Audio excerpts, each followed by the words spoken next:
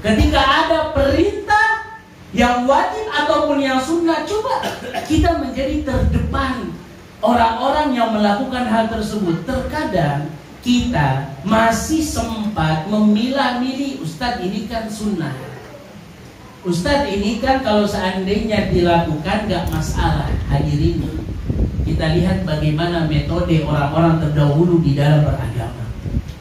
Kita lihat bagaimana para sahabat ketika mereka beragama, melihat Rasulullah SAW melakukan satu amalan aja, mereka nggak bertanya kepada sahabat ini wajib, kepada Rasulullah, wahai Rasulullah ini wajib atau ini sunnah. Tapi mereka ketika melihat Rasulullah melakukan hal tersebut, mereka berusaha semaksimal mungkin untuk melakukan hal itu. Walaupun ada di antara mereka yang nggak tahu apa sih hikmahnya, kenapa kok alasannya Rasulullah Shallallahu Alaihi Wasallam melakukan hal tersebut. Yang kedua, ketika kita tunduk dan patuh terhadap perintah-perintah Allah Subhanahu wa Ta'ala, ini udah memang sesuatu yang harus kita praktikkan dalam kehidupan sehari-hari kita. Yang ketiga, al-bara'atu minasyirki wa ahlihi, berlepas diri dari yang namanya perbuatan syirik serta pelaku-pelaku syirik. Karena syirik merupakan dosa besar yang Allah Subhanahu wa Ta'ala tidak akan mengampuni dosa ini kalau seandainya seorang hamba nggak taubat. Bagaimana sebijaknya kita sebagai seorang muslim ketika melihat ada orang di sekitar rumah kita terjerumus ke dalam kesyirikan. Kalau kita mengaku sebagai seorang muslim, kita harus berlepas diri dari orang tersebut. Bukan berarti ketika kita mengatakan berlepas diri, kita membenci dirinya. Enggak. Kita berusaha untuk mendakwakan Islam ini. Kalau seandainya ia mau diajak ke jalan yang benar, maka alhamdulillah. Karena bisa jadi ia melakukan kesyirikan itu karena nggak tahu itu syirik. Tapi ketika kita kabarkan ini perbuatan yang gak diridhoi oleh Allah Subhanahu wa Ta'ala, maka insya Allah hati yang mulia, hati yang bersih itu insya Allah akan kembali. Jadi seorang muslim harus memiliki sifat yang namanya berlepas diri dari perbuatan-perbuatan syirik, berlepas diri dari pelaku-pelaku syirik. Kalau seandainya setelah dinasihati mereka tetap ngeyel, nah disitulah kita bisa menilai. Ketika ada orang-orang yang berdalilkan dengan, kalau bahasa Arabnya at-tasammu dini atau toleransi. Toleransi itu adalah sesuatu yang harus, yang wajib kita lakukan antara umat beragama. Tapi toleransi yang seperti apa?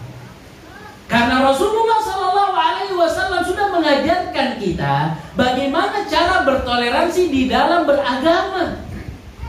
Rasulullah SAW hidup dan bertemu dengan orang-orang Nasara.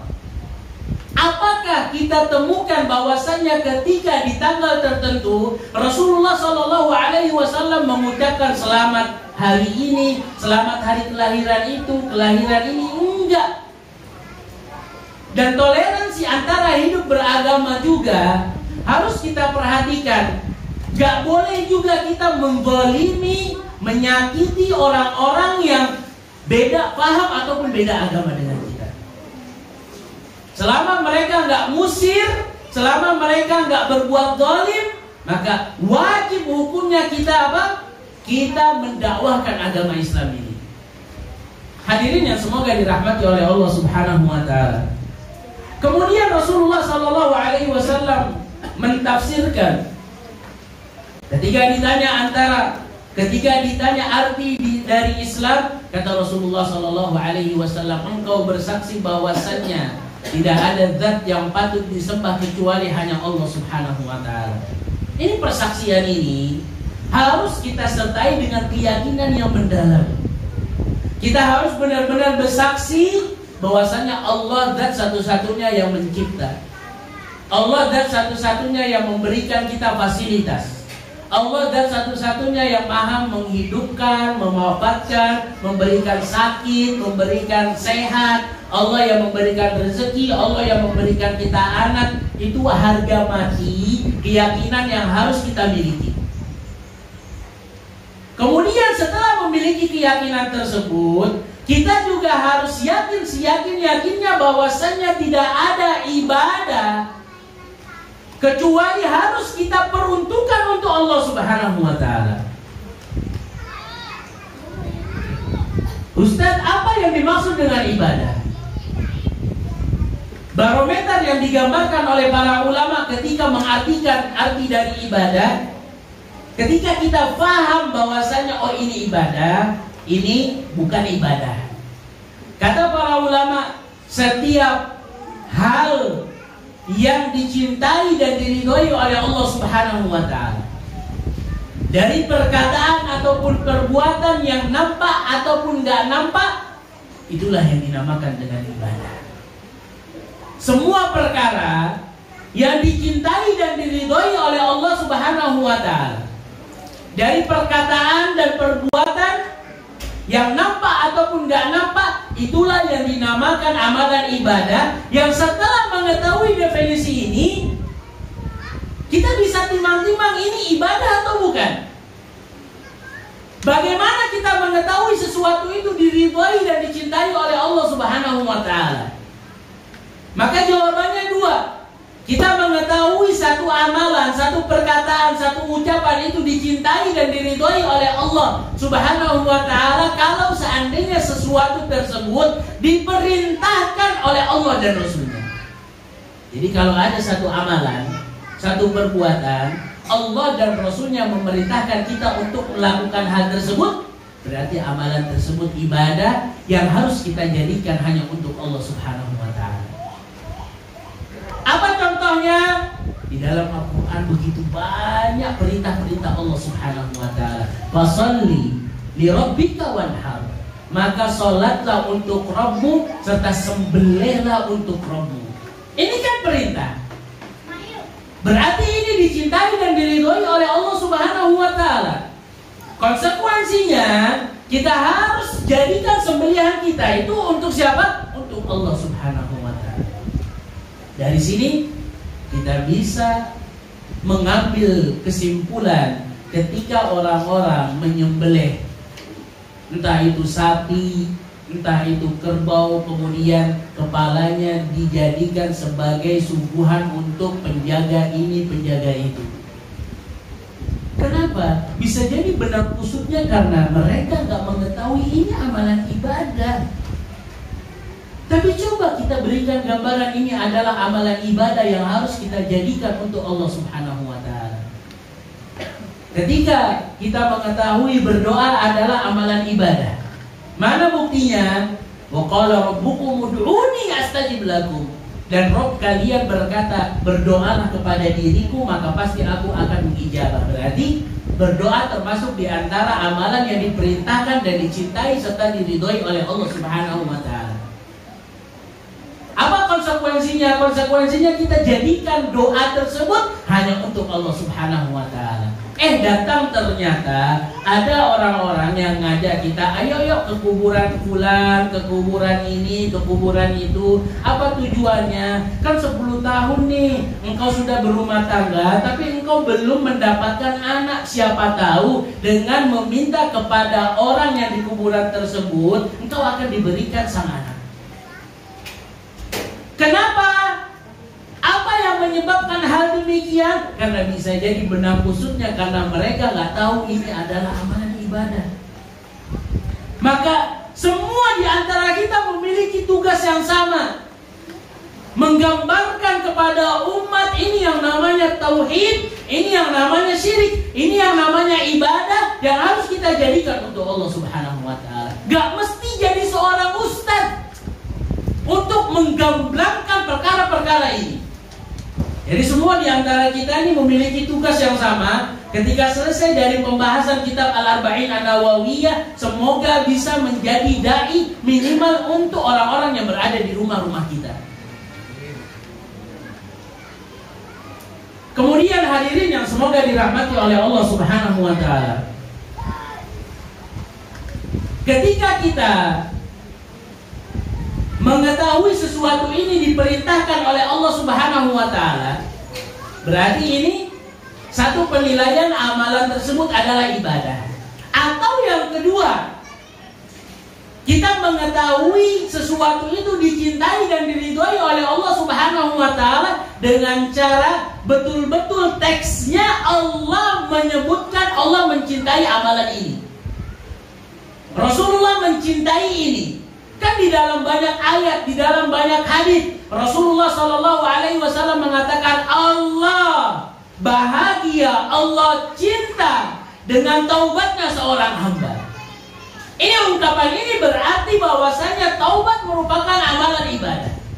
Allah Subhanahu wa taala mengatakan innallaha yuhibbut tawwabin wa yuhibbul mutatahhirin. Allah mencintai orang-orang yang selalu kembali kepada Allah dan selalu berusaha untuk membersihkan diri mereka dengan wudu ataupun dengan memperhatikan penampilan hati mereka. Berarti ini juga amalan ibadah. Insya Allah clear ya. Persaksian bahwasanya Allah Subhanahu wa taala itu adalah zat satu-satunya yang berhak kita ibadahi. Hadirin, bagaimana kita menjadikan ibadah untuk selain Allah Subhanahu wa taala? Ketika kita lihat realita keadaan kita, Allah yang mengijabah doa-doa kita, Allah yang sudah memberikan banyak kebaikan untuk kita, Allah yang sudah memberikan semua hingga kita bisa sampai kepada titik ini. Masa iya kita mau menjadikan ibadah itu untuk selain Allah Subhanahu wa taala? Dan yang ketiga, minimal seorang hamba harus meyakini bahwasanya Allah Subhanahu wa taala memiliki nama-nama yang indah, sifat-sifat yang mulia. Ketika kita tahu bahwasanya Allah itu Maha Pengampun, bukan berarti kita berleha-leha dengan maksiat yang selalu kita lakukan. Udah deh, gampang, Allah Subhanahu wa taala Maha Pengampun. Kita mengetahui Allah Maha Pemberi Taubat. Harapannya agar kita nggak pesimis dengan dosa-dosa yang telah lalu yang sudah kita sering lakukan. Demi Allah, dari awal sampai akhir, sampai sekarang ini, hidup kita itu bergelimang dengan dosa. Tapi ketika kita tahu Allah memiliki nama yang indah, Maha Pengampun, Maha Penyayang, kemudian Maha Pemberi Taubat, maka di situ insya Allah kita akan berusaha memperbaiki keadaan dengan benar-benar taubat kepada Allah Subhanahu wa taala.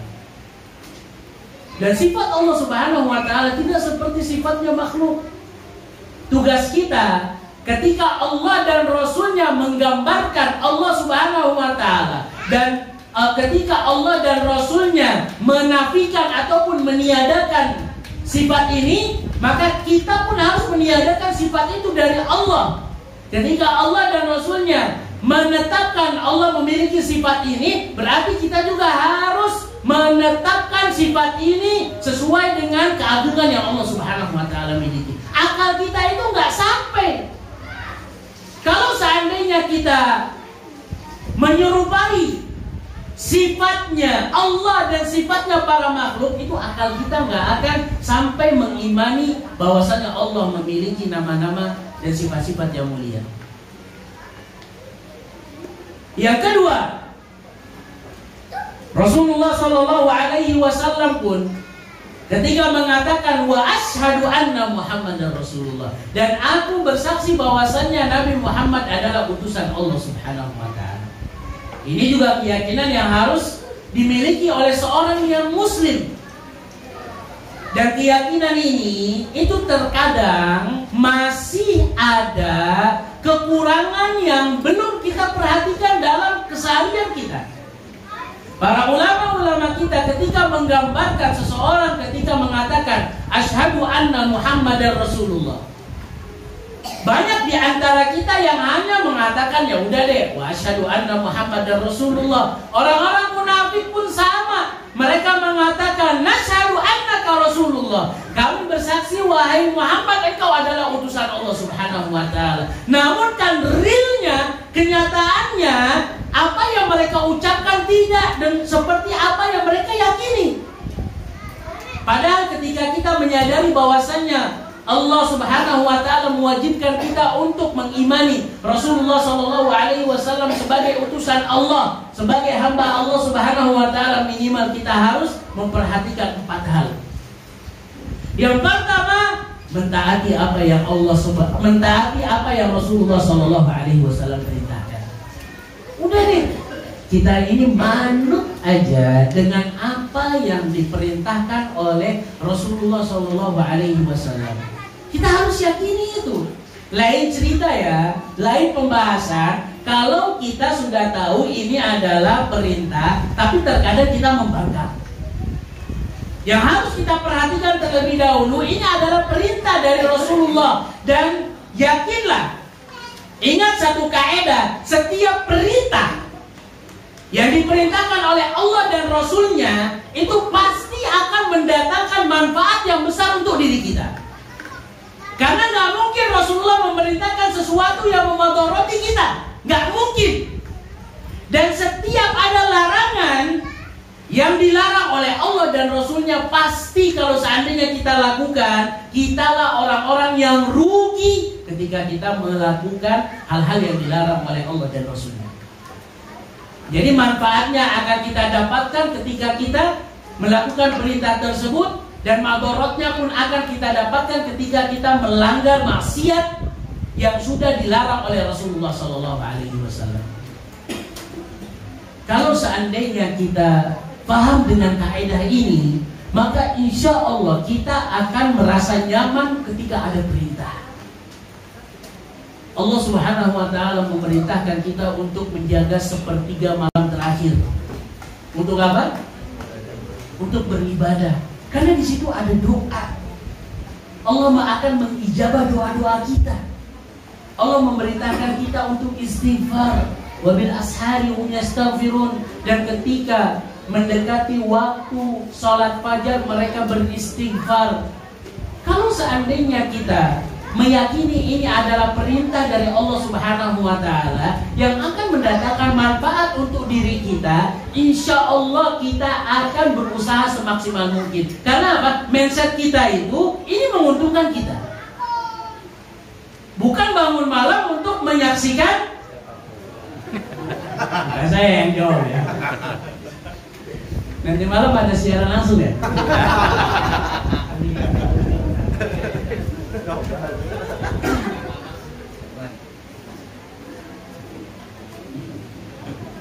Ketika ada satu perintah atau satu hal yang dilakukan oleh Rasulullah Sallallahu Alaihi Wasallam, maka yakini insya Allah akan mendatangkan manfaat yang banyak untuk diri kita. Dan terkadang manfaatnya nggak langsung kita dapatkan. Kita ini inginnya instan aja. Ustadz katanya kalau seandainya kita menginfakkan, ini salah satu contoh aja ya. Kalau seandainya kita menginfakkan, akan Allah Subhanahu wa taala ganti. Tapi saya ini di dompet saya kebetulan ada 50.000, saya infakkan semuanya, kok nggak datang gantinya ya Ustadz ya? Jadi seolah-olah yang disalahkan apa? Aturan tersebut, perintah tersebut. Bisa jadi penggantian itu belum Allah Subhanahu wa taala berikan kepada kita karena mungkin niat kita yang salah. Kita niat ketika memberikan itu agar cepat dapat ganti dari Allah Subhanahu wa taala. Atau bisa jadi bentuk gantinya itu bentuk lain yang senilai dan setara dengan jumlah nominal yang kita keluarkan. Udah deh, yakini saja perintah yang diperintahkan oleh Allah dan Rasulnya insya Allah akan membawa manfaat untuk diri kita. Yang kedua, ijtinabu ma'amu naha wa zajar. Berusaha semaksimal mungkin untuk menjauhi apa yang dilarang oleh Allah dan Rasulnya. Ketika ada larangan, itu pasti akan mendatangkan madarat untuk diri kita. Pasti itu. Ketika Allah Subhanahu wa taala melarang kita untuk mendekati zina saja, mendekati, berarti kalau seandainya tertanam dalam otak kita ini larangan. Kalau seandainya kita jauhkan, insya Allah kita akan terhindar dari madarat ataupun kerugian. Itu insya Allah orang-orang yang memperhatikan dalam syariat-syariat Islam itu memang benar-benar ketika ada larangan, pasti larangan tersebut itu akan memunculkan kemadaratan. Beberapa hewan itu kalau seandainya dikonsumsi, mereka memiliki zat ataupun pita-pita yang memadarati anggota tubuh kita. Maka dari itu dilarang di dalam agama Islam. Kenapa? Karena akan memadarati diri kita. Praktek-praktek jual beli yang riba misalnya, ataupun yang lainnya, itu kan dilarang. Tujuannya apa? Tujuannya agar tidak ada kezaliman, sehingga antara satu pihak dengan pihak yang lainnya apa? Ngerasa terzalimi. Yang ketiga, tasdiquhu fima akhbar, membenarkan apa yang dikabarkan oleh baginda Rasulullah SAW. Ketika perkara-perkara tersebut berkaitan dengan hal-hal yang akan terjadi terkait dengan ciri-ciri hari kiamat, kemudian terkait dengan umat-umat sebelum Nabi Muhammad SAW, kalau seandainya dalilnya valid dari Rasulullah SAW, tugas kita itu untuk mengimani ini adalah mukjizatnya Rasulullah SAW, bukan mencari cocok logi. Banyak di antara kita ketika Rasulullah menggambarkan bahwasanya Dajjal itu akan muncul di satu tempat, di ini, di itu, kemudian ada di antara kita yang berusaha, oh ini nih yang ternyata sudah digambarkan oleh Rasulullah SAW bahwasanya Dajjal akan berhenti di tempat ini. Karena Rasulullah SAW ketika berucap itu nggak akan mungkin dusta. Dengan catatan hadisnya valid ya. Hadisnya valid itu berarti syarat hadis valid itu banyak. Yang pertama, perawi-perawinya ataupun penyampai hadisnya itu harus benar-benar orang-orang yang dapat dipercaya masalah agamanya atau masalah kejujurannya. Kalau seandainya ada orang-orang yang menyampaikan hadis ternyata keadaannya dia suka pendusta, ini adalah satu indikator hadisnya nggak valid. Yang kedua, harus ada kebersambungan antara satu dengan yang lainnya. Mungkin atau enggak orang ini berjumpa dengan gurunya. Dan syarat-syarat lain yang menyebabkan hadis ini valid. Karena Rasulullah SAW tidak akan mungkin berucap dengan ucapan yang keluar dari wahyu Allah Subhanahu wa Ta'ala. Apa kata Allah Subhanahu wa Ta'ala di dalam Al-Quranul Karim? Ini menandakan dan menggambarkan kepada kita. Kata Allah Subhanahu wa Ta'ala, walau taqawwala 'alaina al-aqawil la akhadna minhu bil yamin thumma laqata'na minhu al-watin. Kalau seandainya Nabi Muhammad itu berucap dengan ucapan dari dirinya sendiri, bukan berkata dengan fakta, dengan wahyu dari Allah Subhanahu wa Ta'ala, maka pasti Allah Subhanahu wa Ta'ala akan memberikan hukuman. Allah Subhanahu wa Ta'ala akan mengambil urat-urat yang berada di lehernya Rasulullah Sallallahu Alaihi Wasallam. Jadi nggak mungkin kalau seandainya hadisnya valid, Rasulullah Sallallahu Alaihi Wasallam berdusta. Jadi ketika kita mengetahui ada hadis-hadis, ada gambaran-gambaran, Rasulullah mengatakan hal yang demikian, tugas kita sebagai seorang Muslim mempercayai kabar tersebut. Yang keempat, wa an la yu'badallahu illa bima syara'. Dan enggak boleh kita beribadah kepada Allah Subhanahu wa Ta'ala kecuali atas apa-apa yang sudah diajarkan oleh baginda Rasulullah sallallahu alaihi wasallam. Ini juga menjadi keyakinan yang harus kita miliki. Hadirin yang semoga dirahmati oleh Allah Subhanahu wa Ta'ala. Kita ingin menggambarkan di sana ada orang-orang yang mungkin belum bisa maksimal di dalam bab ini. belum bisa totalitas di dalam beribadah, nggak sesuai dengan sunnahnya Rasulullah SAW. Banyak faktornya. Di antara faktornya mungkin karena ada ucapan ulama-ulama ataupun ada hadis-hadis yang sebenarnya hadis tersebut itu dihukumi nggak valid, tapi mereka lakukan. Di sini kita harus pandai-pandai bersikap. Yang pertama, kalau seandainya ada khilaf di antara para ulama di dalam masalah fikih, coba renungi dalam-dalam, coba kita praktekkan yang rajih, praktekkan yang sesuai dengan dalil yang valid untuk diri kita. Untuk diri kita, usahakanlah melakukan dalil yang valid tersebut. Kalau seandainya kita memperhatikan orang lain, salah satu contohnya aja, ketika Rasulullah SAW pernah mengusap bagian kepalanya ketika wudhu dengan 3 kali usapan. Ada dalilnya? Jawabannya ada, akan tetapi dalilnya nggak kuat. Di sini kita berusaha untuk bersikap. Yang pertama, khilaf di sini masalah fikih. Ketika mereka mengetahui khilaf ini masalah fikih, maka berusaha semaksimal mungkin melakukan yang rajih untuk diri kita, untuk keluarga kita.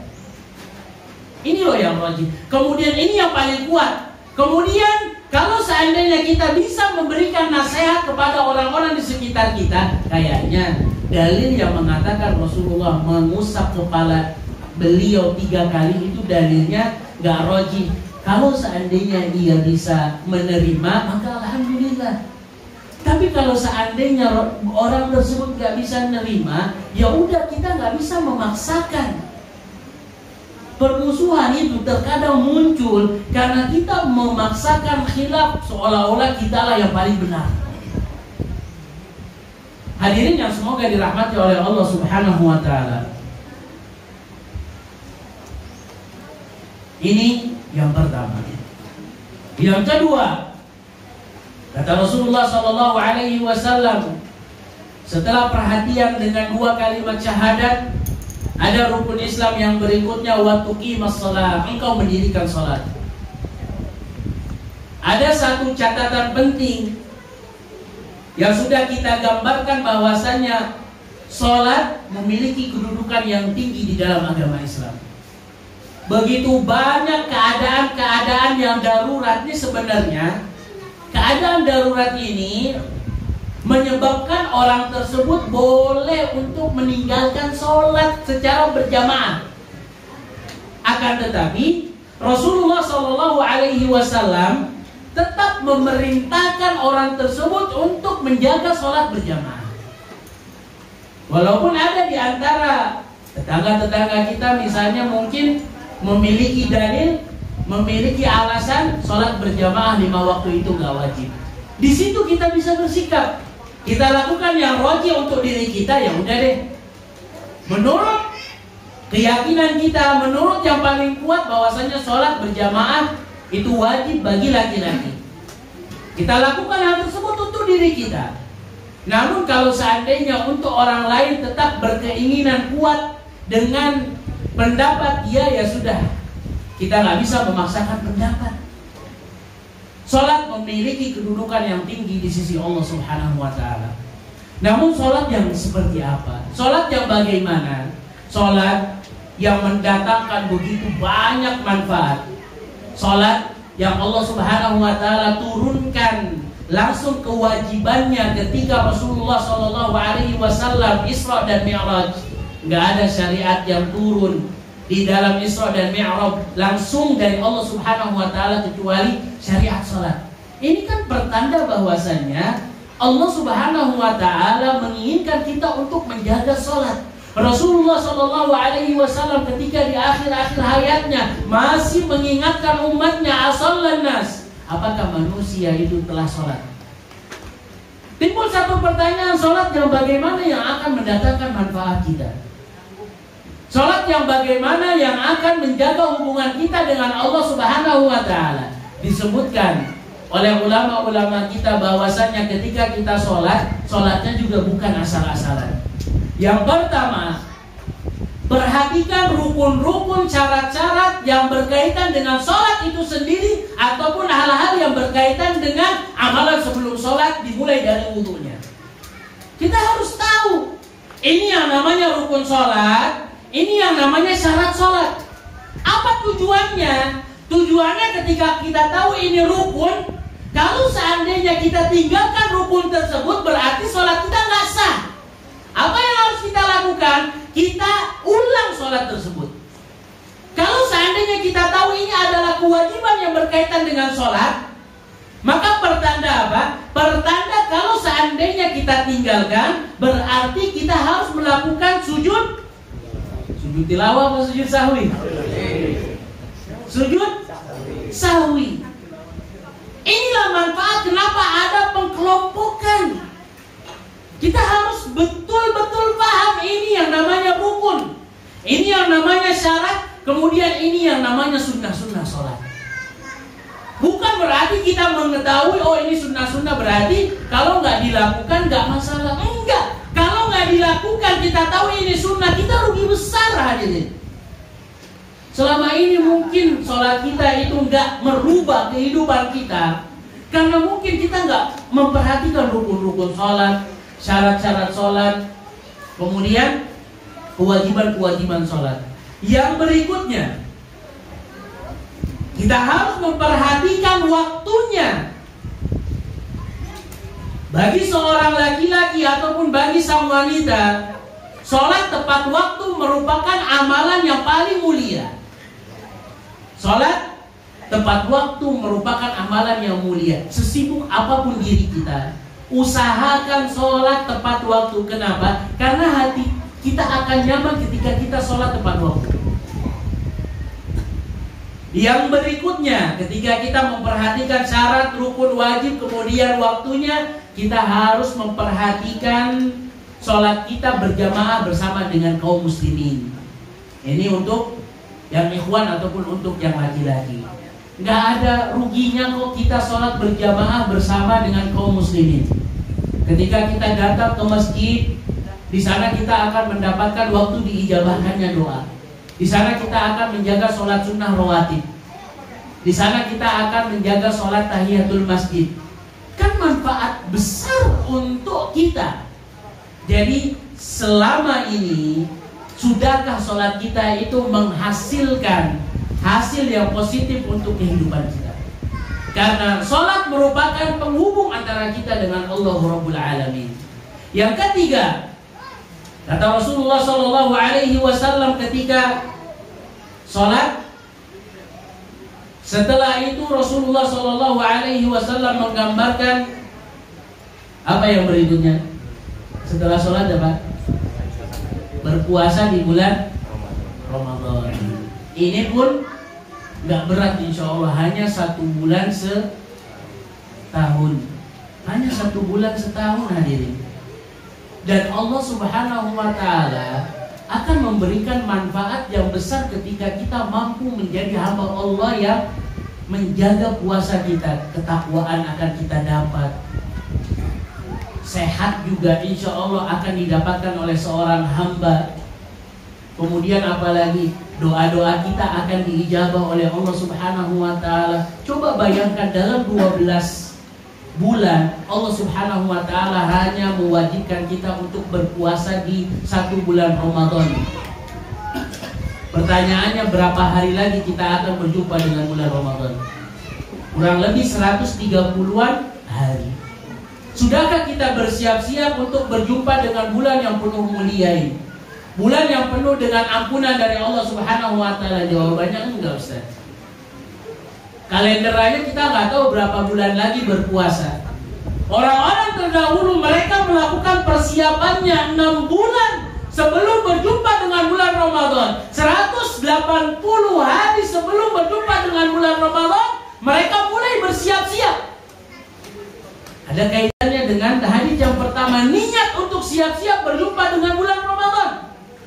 Dimulai dengan apa? maka dimulai dengan mereka berdoa kepada Allah, Allahumma sallimna ila Ramadan wa sallim lana Ramadan. Ya Allah, tolong panjangkan usiaku agar bisa berjumpa dengan bulan Ramadan.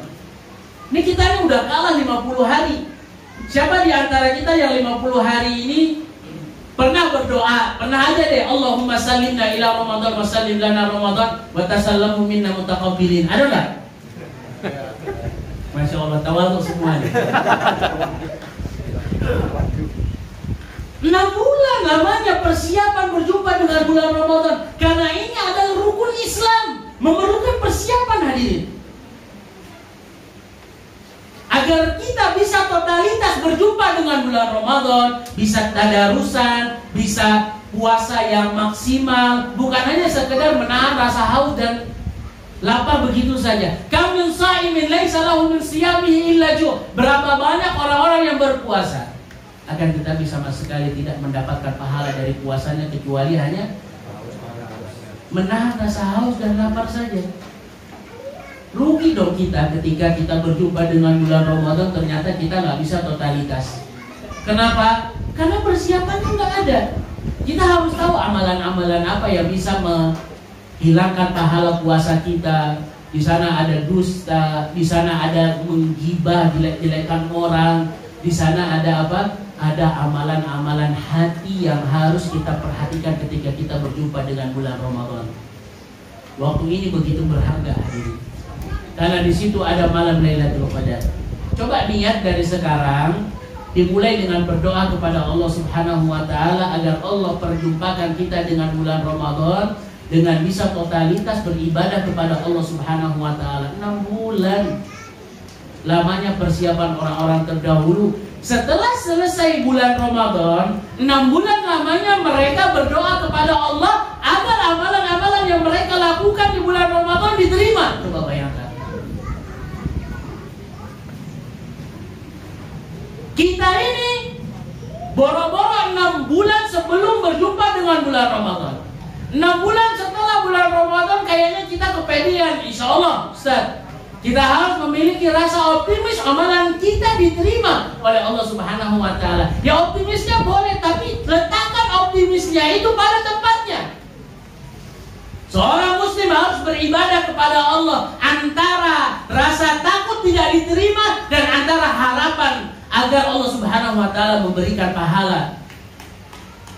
Ketika seorang sholat, ia pun harus memiliki rasa takut sholatnya nggak diterima oleh Allah, dan ia pun harus memiliki rasa optimis, insya Allah Allah Subhanahu wa taala akan menerima sholatnya. Begitu seterusnya. Yang berikutnya, di antara amalan-amalan rukun Islam adalah wa tu'tiyaz zakat, dan engkau membayarkan zakat. Zakat adalah harta yang dikeluarkan oleh seorang muslim biasanya setelah sampai batasan tertentu, kemudian berlanjut dalam 1 tahun ketika ia memiliki status kepemilikan yang benar-benar ia miliki. Dan zakat akan mendatangkan manfaat yang luar biasa untuk kita.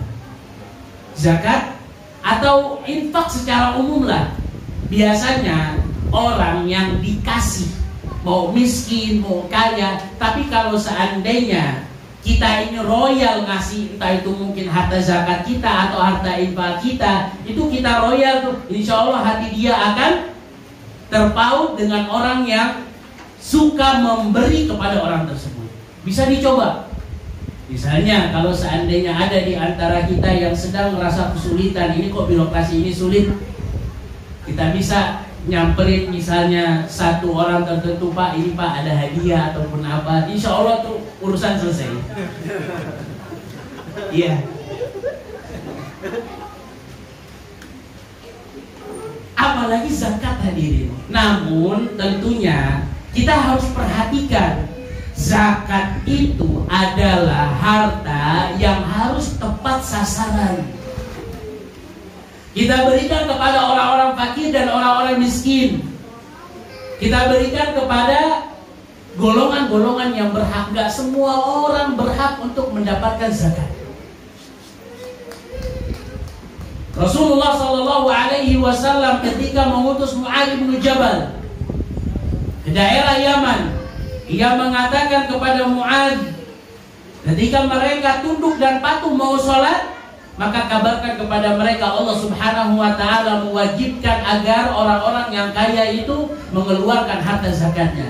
Tuqadu min agniyaihim faturaddu ala fuqaraihim. Diambil dari orang-orang kaya kemudian diserahkan kepada orang-orang yang miskin. Ini adalah salah satu golongan yang berhak untuk menerima zakat. Salah satu barometernya, kalau seandainya kita nggak mau ruwet dengan definisi-definisi fakir, miskin ataupun yang lainnya, kita lihat aja pengeluaran dia selama 1 bulan itu lebih besar atau lebih kecil daripada pemasukan dia. Kalau seandainya ia memiliki gaji 3 juta 1 bulan, 3 juta 1 bulan, kemudian pengeluaran dia itu udah setengah dari harta setengah dari yang ia dapatkan, misalnya 5 juta, berarti orang ini berhak untuk menerima zakat. Kalau seandainya ia memiliki gaji sebanyak 10 juta nih misalnya, namun pengeluaran dia di daerah tersebut itu 20 juta, berarti orang ini berhak untuk mendapatkan harta zakat. Jadi bukan dilihat dari nilai gajinya berapa, lihat pengeluarannya seberapa banyak. Namun pengeluarannya jangan yang apa? Jangan yang aneh-aneh ya. Banyak yang pokok-pokok ataupun yang wajib-wajib. Kontrakan rumah misalnya, biaya pendidikan anak dan yang lainnya. Kalau seandainya dari awal nih kita tahu bahwasannya ia memiliki harta 1 bulan itu 20 juta, ternyata pengeluaran dia itu 30 juta. Coba lihat 30 juta ini larinya kemana aja. Bisa jadi yang 15 juta jalan-jalan ke Eropa ataupun ini, ya ini tidak dikatakan bahwasanya orang tersebut berhak untuk menerima harta zakat. Kemudian yang berikutnya kata Rasulullah sallallahu alaihi wasallam, wa tahujjal baita in istata'ta ilaihi sabila, dan melaksanakan ibadah haji bagi yang mampu. Kalau seandainya ada di antara kita yang memiliki tabungan lebih dari $4.000 atau mungkin setara 56 juta, bismillah daftarkan haji. Bismillah daftarkan haji. Karena hidup hanya 1 kali. Nggak rugi kita ketika melihat tabungan kita. Terkadang ini kita diberikan waswasa oleh syaitan. Nanti kalau seandainya yang 56 juta ini dipakai daftar untuk haji, nanti anak engkau masa depannya gimana, ini itu. Terkadang syaitan dan bala tentaranya itu masuk kepada kita dari jalur menakut-nakuti masa depan kita. Padahal ketika seseorang berusaha untuk semaksimal mungkin jujur kepada Allah Subhanahu wa ta'ala, insya Allah Allah Subhanahu wa ta'ala akan berikan kemudahan. Gak ada cerita orang yang daftar haji jatuh miskin, demi Allah gak ada. Yang ada ketika ia selesai melaksanakan ibadah haji, dengan rambu-rambu yang ada ya diperhatikan syaratnya. Karena terkadang ada di antara jamaah kita yang niat dalam melaksanakan ibadah haji untuk dipanggil Pak Haji misalnya, atau dipanggil Bu Haji. Kalau seandainya nggak dipanggil Pak Haji atau Bu Haji, itu kayaknya nggak mau noleh. Ini juga salah. Begitu banyak manfaat yang akan didapatkan oleh seseorang yang bisa melaksanakan ibadah haji. Sensasi wukuf di Arafah ini merupakan pengalaman yang amat sangat luar biasa. Ketika Allah Subhanahu wa ta'ala turun, orang-orang berandai-andai bisa melaksanakan wukuf di Arafah. Di situ Allah Subhanahu wa ta'ala turun kemudian membangga-banggakan orang-orang yang melaksanakan wukuf di Arafah. Unzuru mada arada abdi. Lihat wahai malaikat-malaikatku, apa yang diinginkan oleh hamba-hambaku. Pasti aku akan ACC keinginan mereka. 100 juta selama ATM kita itu ada, kenapa enggak?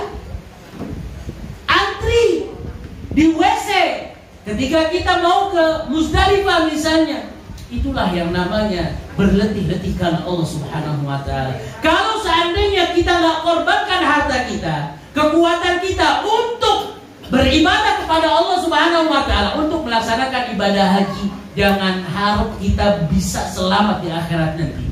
Abdullah bin Abbas radhiyallahu taala anhu pernah memberikan nasihat. Nih yang punya harta-harta lebih. Yang nggak punya harta lebih juga nggak perlu pesimis. Optimislah, insya Allah ada satu waktu Allah berikan kelebihan harta untuk kita. Kata Abdullah bin Abbas radhiyallahu taala anhu, "Admin al-ikhtilafa ila Ka'bah." Terus menerus kunjungilah Ka'bah untuk umrah, untuk haji, untuk umrah, untuk haji. Kenapa?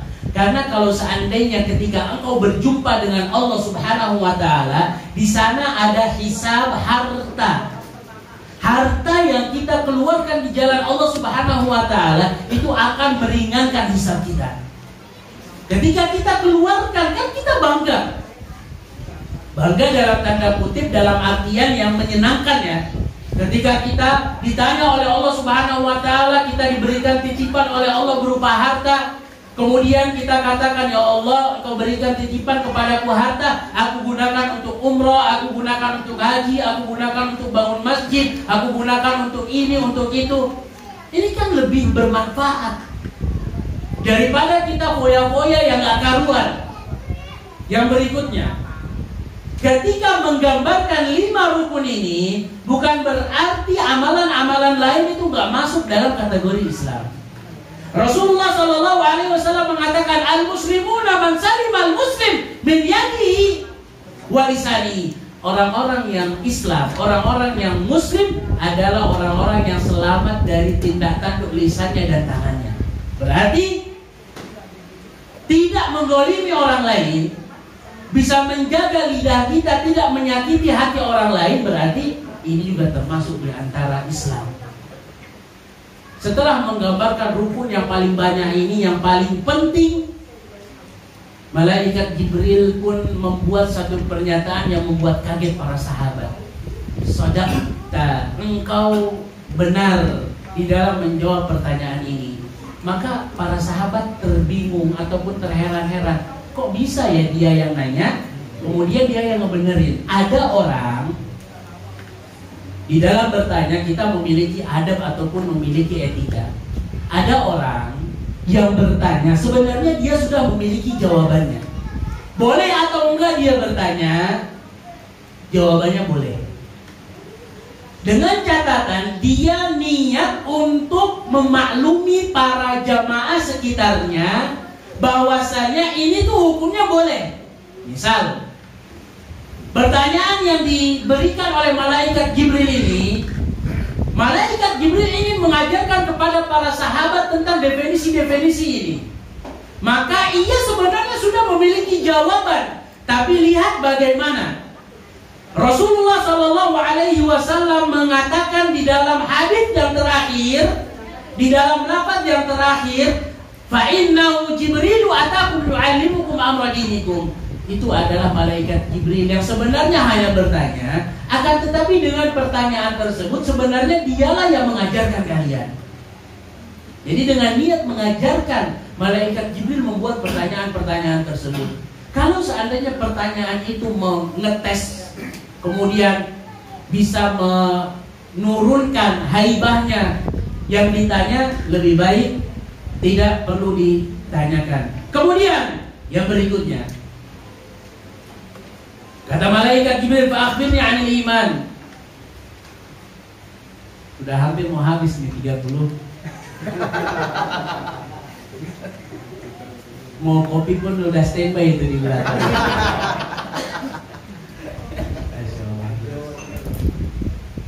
Yang kedua, fa'akhbirni 'anil iman. Derajat yang berikutnya, setelah kita mengetahui derajat Islam, masa iya sih kita hanya cukup sampai di sana? Kita harus naik level.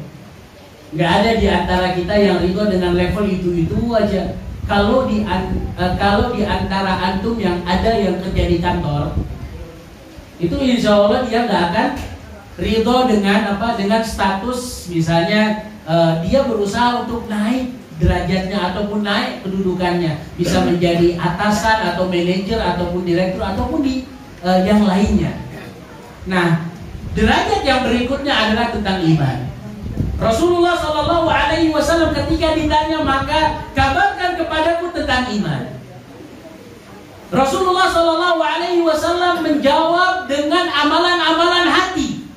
Iman adalah kejujuran yang ada pada diri hati kita. Iqrar, pembenaran yang harus ada pada diri kita, kemudian diucapkan oleh lisan kita dan diterjemahkan oleh tindak tanduk perilaku kita. Ini harus ada komponen-komponen ini. Dan iman pun terkadang bertambah dan terkadang turun. Kita ini sibuk ngecas handphone yang baterainya lowbat. Baterainya lowbat itu kita berusaha mencari casan ini mana listrik nih. Tapi kenapa kita nggak berusaha untuk semangat mengecas iman kita? Iman rendah itu ketika hati kita terbawa untuk bermaksiat kepada Allah Subhanahu wa Ta'ala. Indikator keimanan kita sedang turun, malas-malasan di dalam melakukan ketaatan kepada Allah, dan rajin bermaksiat kepada Allah Subhanahu wa Ta'ala. Ini kalau seandainya kita mendapatkan indikator demikian, maka segera ngecas iman tersebut. Dengan apa ya? Dengan belajar. Dengan apa ya? Dengan berdoa kepada Allah Subhanahu wa Ta'ala. Allahumma habib ilaihi minal iman wa zayyinhu fi qulubina. Ya Allah, buatlah hatiku ini cinta dengan keimanan, dengan bergaul dengan orang-orang yang soleh, dengan melakukan amalan-amalan ketaatan, dengan membaca biografi orang-orang terdahulu. Di sini Rasulullah SAW memberikan gambaran rukun iman. Yang pertama, antu'mina billahi wa malaikatihi wa kutubihi wa rusulihi wal yaumil akhir wa tu'mina bil qadari khairihi wa syarrihi. 6 rukun iman bukan berarti hanya 6 sajalah yang disebut dengan keimanan. Di sana ada hadis yang lainnya yang menggambarkan tentang bahwasanya iman itu banyak loh. Bukan hanya 6 ini aja, tapi 6 ini adalah harga mati yang harus kita miliki. Di sana ada standar minimal yang harus dimiliki oleh seorang hamba ketika ia mengaku bahwasanya Allah Subhanahu wa Ta'ala benar-benar zat yang harus diimani. Di sini akan kita gambarkan ada standar minimumnya. Kadar minimal. Kita mengetahui kadar minimal itu bermanfaat agar tidak menilai orang-orang. Kalau seandainya orang nggak tahu di luar batasan ini, bukan berarti mereka kafir. Standar minimal ini ada atau enggak pada diri kita. Ketika kita mengaku bahwasanya kita beriman kepada Allah Subhanahu wa Ta'ala, minimal ada 3 standar yang harus kita miliki. Yang pertama, mengimani dan meyakini bahwasanya Allah adalah zat satu-satunya yang maha memberi fasilitas kepada diri kita. Maha memberi kesehatan, memberi rezeki. Gak ada yang menurunkan air hujan kecuali Allah Subhanahu wa Ta'ala, karena ini berkaitan dengan rububiyahnya Allah Subhanahu wa Ta'ala. Yang kedua, kita harus meyakini bahwasanya Allah Subhanahu wa Ta'ala itu benar-benar zat yang ada, bukan sebagaimana pemahaman orang-orang yang mengatakan bahwasanya alam ini ada tanpa pencipta. Keindahan alam semesta, kemudian rapinya pergantian malam dan siang ini pertanda di sana ada zat yang mengatur. Itulah Allah Subhanahu wa Ta'ala. Am khuliqu min ghairi syai'in am humul khaliqun am khalaqus samawati wal arda bal la yuqinun. Kata Jubair bin Mut'im, ketika Rasulullah SAW membaca ayat ini, maka iman mulai masuk ke dalam hati kita. Diajak berpikir secara logika, am khuliqu min ghairi syai'in am humul khaliqun. Apakah mereka manusia menyangka mereka diciptakan tanpa ada zat yang menciptakan? Lihat hidung kita di sini. Ini benar-benar bentuk kesempurnaan Allah Subhanahu wa Ta'ala menciptakan seorang manusia. Di sana ada penciptanya. Coba seandainya hidup kita di mulut, mulut kita di hidung, mata kita di tangan, apa jadinya hadirin? Am khuliqu min ghairi syai'in am humul khaliqun? Apakah mereka diciptakan tanpa pencipta atau mereka sendiri yang menciptakan diri-diri mereka? Yang kedua, keyakinan yang harus ada pada diri kita ketika kita mengimani Allah Subhanahu wa taala. Yang ketiga, kita harus menjadikan amalan ibadah itu untuk Allah Subhanahu wa taala. Mau nggak mau, kita harus menjadikan amalan ibadah itu untuk Allah Subhanahu wa taala. Dan yang keempat, kita harus meyakini bahwasanya Allah Subhanahu wa taala itu memiliki nama-nama, sifat-sifat yang indah dan yang mulia.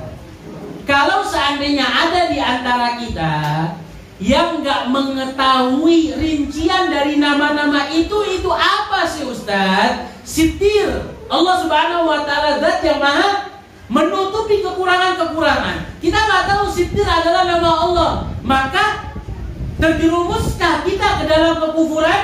Jawabannya enggak. Kenapa? Karena keimanan yang standar minimumnya sudah kita miliki. Begitu juga orang-orang. Ketika mereka nggak mengetahui rincian-rincian nama-nama yang ini apa, maka tidak dijatuhi bahwasanya mereka terjerumus ke dalam kekufuran. Yang kedua, ketika Allah Subhanahu wa taala mengatakan bahwasanya kita harus mengimani Allah Subhanahu wa taala, dan keimanan kepada Allah Subhanahu wa taala akan menghasilkan kenyamanan di dalam beribadah, kenyamanan di dalam hidup. Kita tahu Allah Subhanahu wa taala yang maha mengatur, dan aturan Allah Subhanahu wa taala itu udah benar-benar sempurna.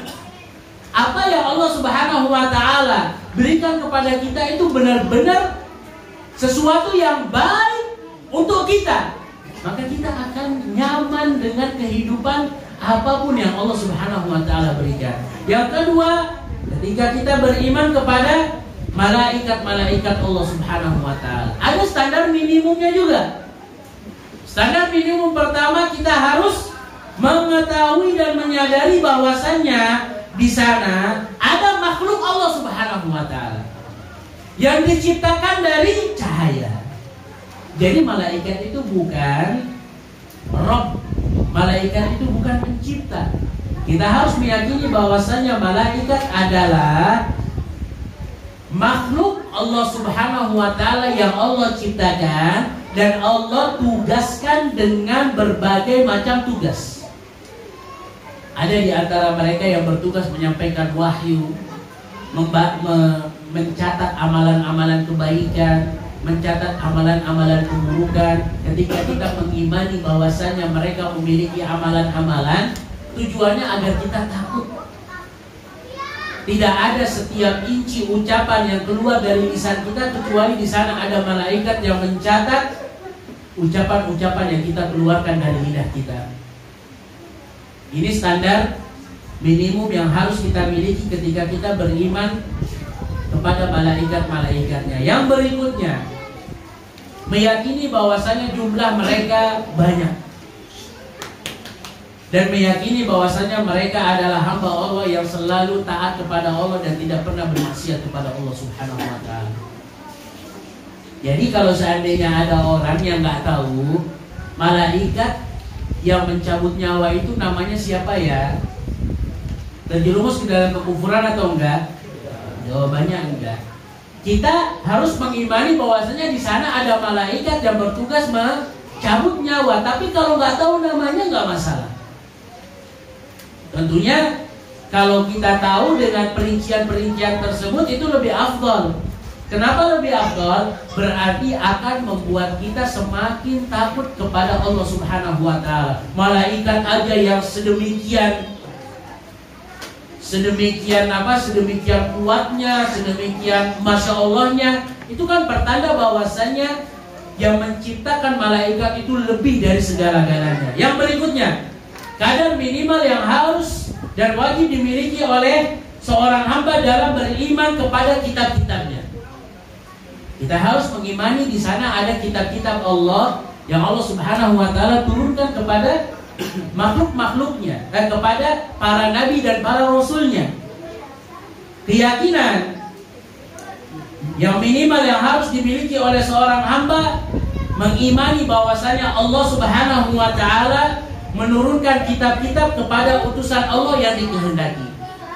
Jadi nggak setiap nabi dan para rasul itu memiliki kitab-kitab. Hanya rasul-rasul dan nabi-nabi pilihan saja yang mendapatkan kitab-kitab, dan kita pun harus meyakini itu. Suhufi Ibrahim wa Musa. Kemudian Taurat Allah Subhanahu wa taala berikan kepada Nabi siapa? Taurat kepada Nabi Musa. Injil Allah Subhanahu wa taala berikan kepada Nabi siapa? Nabi Isa. Kemudian Al-Quran Allah Subhanahu wa taala berikan kepada siapa?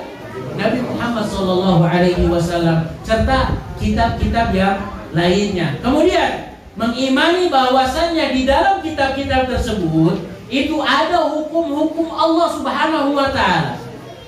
Ada hukum-hukum Allah, ada syariat-syariat Allah, ada kewajiban-kewajiban Allah Subhanahu wa taala sebagaimana di dalam Al-Qur'anul Karim. Dan yang berikutnya adalah mengimani bahwasannya Al-Quran dijamin oleh Allah Subhanahu wa taala, dijaga oleh Allah Subhanahu wa taala, tidak dengan kitab-kitab yang lainnya. Dan Al-Quran itu sebagai apa? Sebagai penghapus kitab-kitab yang lainnya. Kalau seandainya keyakinan ini terpatri dalam hati kita, berarti kita mengakui bahwasanya kitab-kitab sebelum Al-Quranul Karim itu terkadang ditambah ataupun dikurangi. Karena memang Allah Subhanahu wa taala nggak janji untuk menjaga kitab-kitab selain Al-Quranul Karim. Dan hukum-hukum yang berada di dalam kitab-kitab Taurat, Injil dan yang lainnya itu mansukh ataupun terhapus dengan adanya Al-Quranul Karim. Maka dari itu Rasulullah Shallallahu Alaihi Wasallam marah semarah-marahnya kepada Umar ibn Khattab radhiyallahu taala anhu ketika membawa lembaran-lembaran yang berkaitan dengan kitab At-Taurat. Kata Rasulullah Shallallahu Alaihi Wasallam, wahai Umar,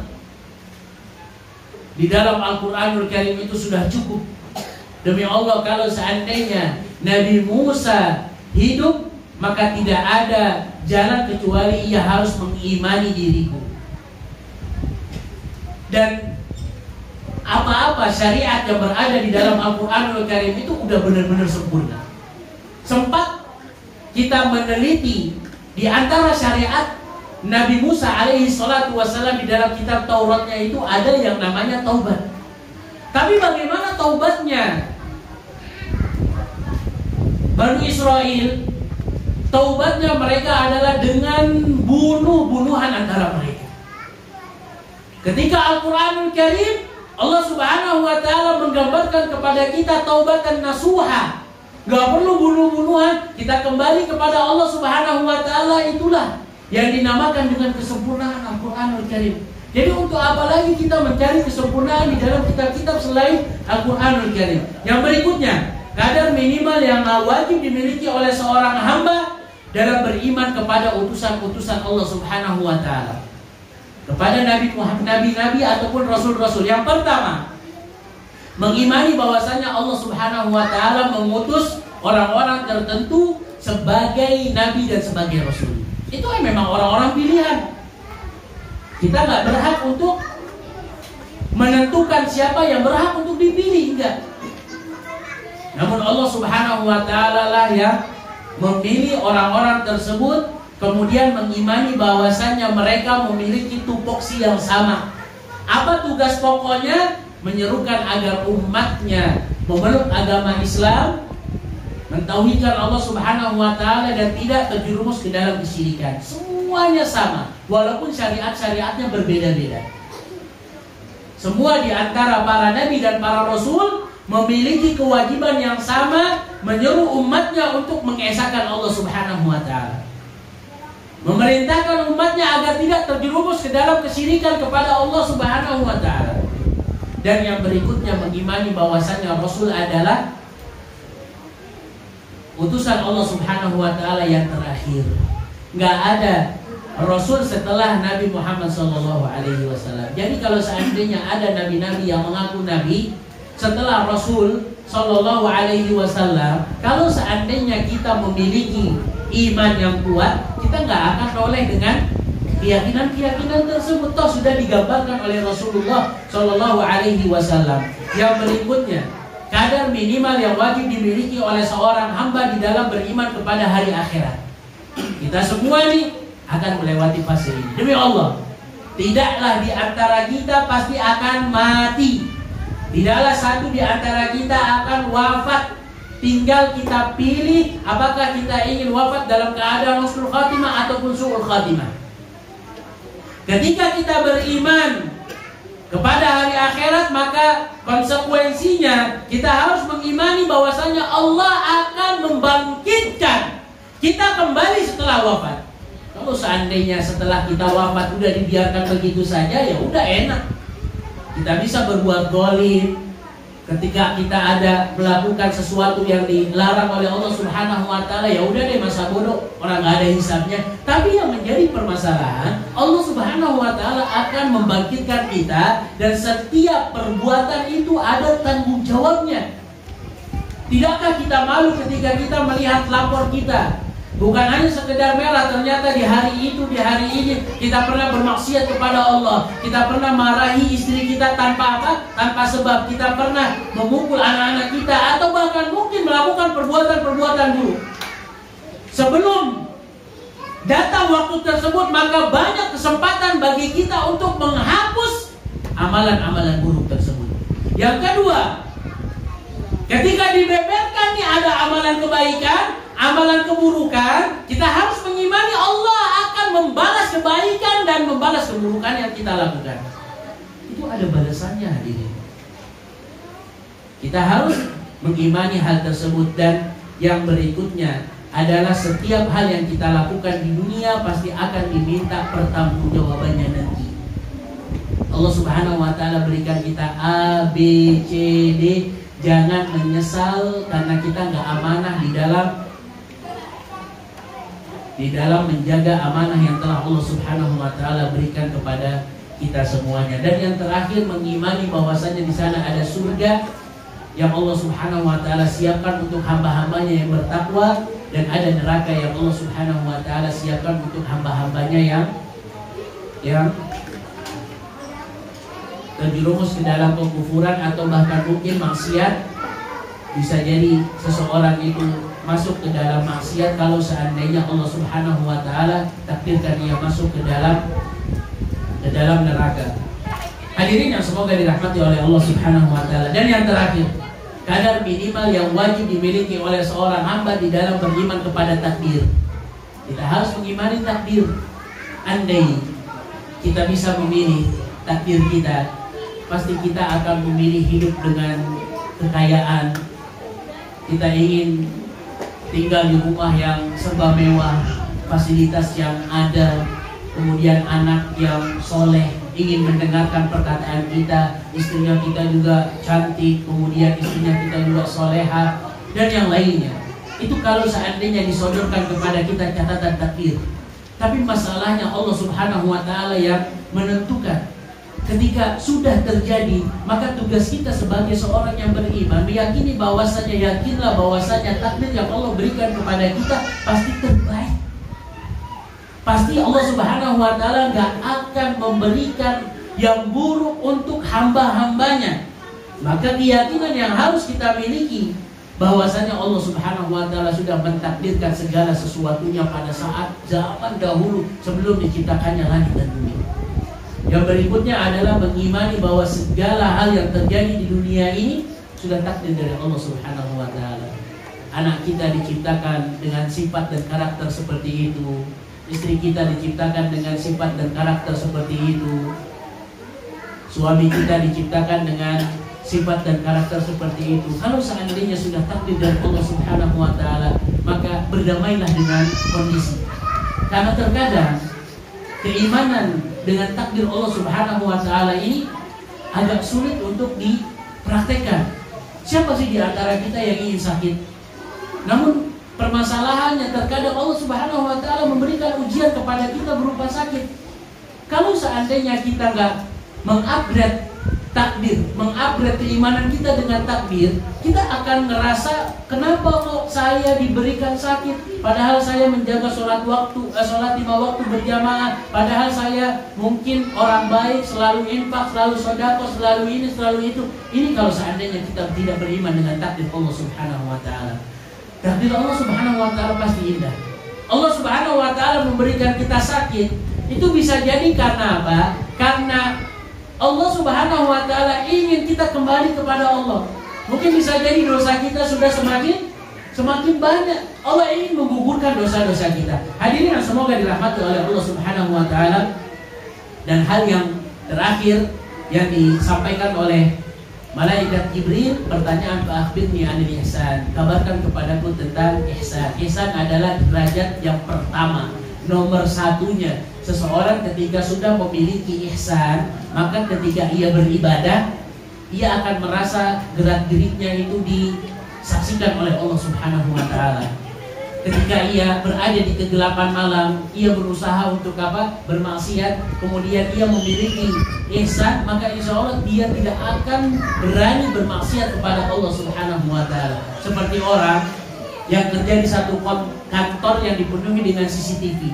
Itu insya Allah ia tidak akan berusaha, ia tidak akan melakukan kesalahan. Kenapa? Karena ada CCTV. Ia akan berusaha untuk mengikuti aturan-aturan yang ada di dalam kantornya. Begitu juga kita hidup di dunia itu dipenuhi dengan CCTV. Entah Allah Subhanahu wa Ta'ala yang melihat langsung, malaikat yang mencatat amalan-amalan kebaikan dan keburukan. Maka timbul satu pertanyaan, sudah sampaikah kita ke dalam derajat ihsan? Ketika kita beribadah kepada Allah, kita merasa diawasi oleh Allah Subhanahu wa Ta'ala. Ketika kita menjelek-jelekan orang-orang, kita merasa diawasi oleh Allah Subhanahu wa Ta'ala, sehingga kita nggak jadi menjelek-jelekan orang lain. Dan sebenarnya perasaan ihsan itu sudah kita miliki, namun permasalahannya hanya saat pada bulan Ramadan saja. Bulan Ramadan itu luar biasa. Ihsannya kita itu betul-betul nampak. Ketika kita nggak ada nih yang lihat, ternyata haus ataupun lapar, istri kita sudah masak ikan bakar misalnya, di dapur itu nggak ada orang, perut itu udah keroncongan, kemudian yang lainnya, apa yang kita lakukan? Kita takut mendekati ataupun mencicipi ikan tersebut karena kita tahu bahwasanya Allah Subhanahu wa Ta'ala memperhatikan gerak-gerik kita. Maka duhai sekiranya perasaan ini juga kita miliki ketika kita di bulan-bulan selain Ramadan, maka insya Allah maksiat akan terminimalisir dari diri kita. Kebanyakan korupsi, kebanyakan amalan-amalan maksiat itu terjadi karena apa? Karena minimnya perasaan diawasi oleh Allah Subhanahu wa Ta'ala. Jadi PR kita menumbuhkan perasaan ihsan, kita diawasi oleh Allah Subhanahu wa Ta'ala. Kemudian yang terakhir, ketika sudah digambarkan arti dari ihsan, maka orang ini pun keluar dari majlis. Kemudian Umar bin Khattab radhiyallahu taala anhu diam sejenak. Kemudian Rasulullah sallallahu alaihi wasallam bertanya kepada para sahabatnya, tahukah kalian siapa yang datang beberapa hari yang lalu? Mereka menjawab, kami tidak tahu wahai Rasulullah. Maka Rasulullah menjawab, ia adalah malaikat Jibril yang datang untuk mengajarkan agama kalian. Lihat bagaimana di dalam hadis ini kita bisa mengambil satu kaidah, bahwasanya fasilitator di dalam melakukan amalan kebaikan, maka ia akan mendapatkan pahala dari amalan kebaikan tersebut. Begitu juga fasilitator di dalam melakukan amalan keburukan. Kalau seandainya amalan keburukan itu disebabkan karena diri dia, maka ia akan mendapatkan dosa. Kita bisa berikan contoh dengan hadis ini. Malaikat Jibril hanya bertanya, tapi ia memfasilitasi pertanyaan tersebut, dan dinisbatkanlah seolah-olah malaikat Jibril yang mengajarkan para sahabatnya. Maka ada ladang besar untuk diri kita. Ketika kita mendapatkan share-sharean yang bermanfaat, kalau seandainya kita nggak bisa melakukan hal tersebut, Maka jadilah orang-orang yang memfasilitasi orang lain agar amalan tersebut itu terwujud dan terlaksana. Maka insya Allah kita akan mendapatkan amalan-amalan kebaikan tersebut. Salah satu contohnya saja nih, misalnya ketika kita ingin mendapatkan pahala orang-orang yang sholat berjamaah, kita ingin mendapatkan pahala orang-orang yang beriktikaf, pahala orang-orang yang ngapain aja berbuka puasa misalnya. Kita nggak berpuasa di Senin Kamis, tapi kita bisa memberikan fasilitas orang lain berbuka dengan sebab makanan yang kita hantarkan. Itu insya Allah kita akan mendapatkan pahala puasa dirinya tanpa dikurangi sama sekali. Masjid yang memerlukan bata, kita berikan apa yang kita miliki. Kemudian selama di masjid tersebut masih ada amalan-amalan soleh berupa sholat, kemudian kajian-kajian ilmu, itu secara otomatis pahala tersebut akan kita dapatkan. Begitu juga hati-hati fasilitator di dalam melakukan amalan keburukan itu akan mendapatkan dosanya juga. Selama ini mungkin kita mendapatkan sharean yang mungkin dalam tanda kutip kita nilai bermanfaat terkait dengan kesehatan misalnya. Bahwasanya di sana ada video YouTube ataupun tulisan-tulisan, ternyata di video tersebut dilihatkan misalnya yang menyampaikan video tersebut adalah wanita yang tidak memperhatikan auratnya. Ini kan secara otomatis akan menjadi apa? Menjadi ladang keburukan untuk yang meng-share. Kenapa? Karena setiap seorang muslim yang melihat video tersebut berarti dia telah memfasilitasi orang itu melihat sesuatu yang tidak dihalalkan oleh Allah Subhanahu wa taala dari pakaian-pakaian yang tidak menggunakan aurat. Wallahu taala a'la wa a'lam. Semoga hadis yang kedua ini bisa kita praktekkan. PR kita 7 hadis. Niat kita di kesempatan kali ini kan membahas 9 hadis, ternyata hanya 1 hadis. Semoga Allah Subhanahu wa taala memberikan kita ilmu yang bermanfaat. Itu mau kopi sudah siap dan baik. Silakan bapak-bapak dan ibu-ibu yang mungkin ingin ngopi dan yang lainnya, mungkin kita dahulukan yang ibu-ibu ya, atau gimana, diambil ke sana ke ibu-ibunya atau ya. Wallahu taala a'la wa a'lam. Insyaallah kita lanjutkan setelah sholat isya. Sholat asar. Isya juga tuh. Tiba-tiba isya ya.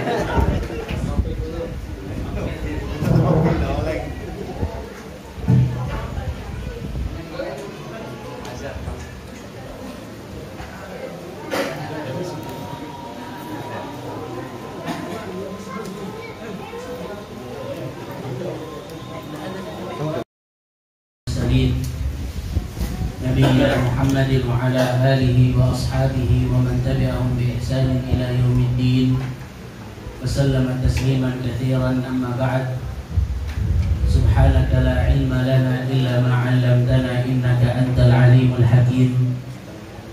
اللهم علمنا ما ينفعنا وانفعنا بما علمتنا وزدنا علما وعملا.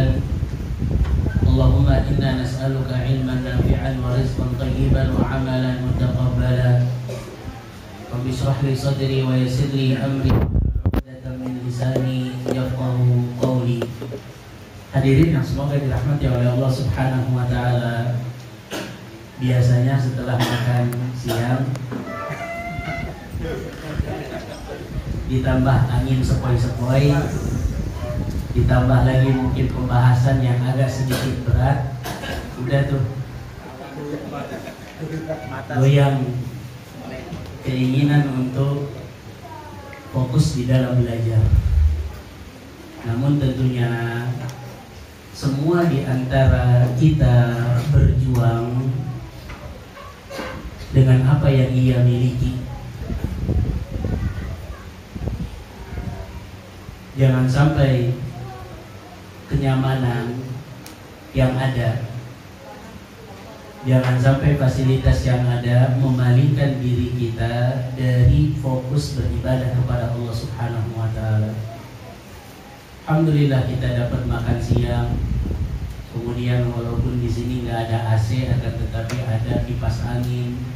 Ini fasilitas-fasilitas yang Allah Subhanahu wa taala berikan kepada kita dalam rangka bertaqarrub kepada Allah Subhanahu wa taala. Orang-orang terdahulu di dalam mencari ilmu, di dalam mencari satu hadis, itu mereka nggak dapat fasilitas-fasilitas yang demikian hadirin. Dan semoga Allah Subhanahu wa taala memberikan kita kemudahan, serta semoga Allah Subhanahu wa taala memberikan ilmu yang bermanfaat kepada kita semuanya. Di kesempatan yang kedua ini, insya Allah kita akan berusaha untuk membahas 9 hadis yang disebutkan oleh Al-Imam An-Nawawi rahimahullah ta'ala. Hadis yang berikutnya setelah mempelajari hadis yang pertama adalah hadis yang kedua yang lagi-lagi disebutkan oleh Umar bin Khattab radhiyallahu ta'ala anhu.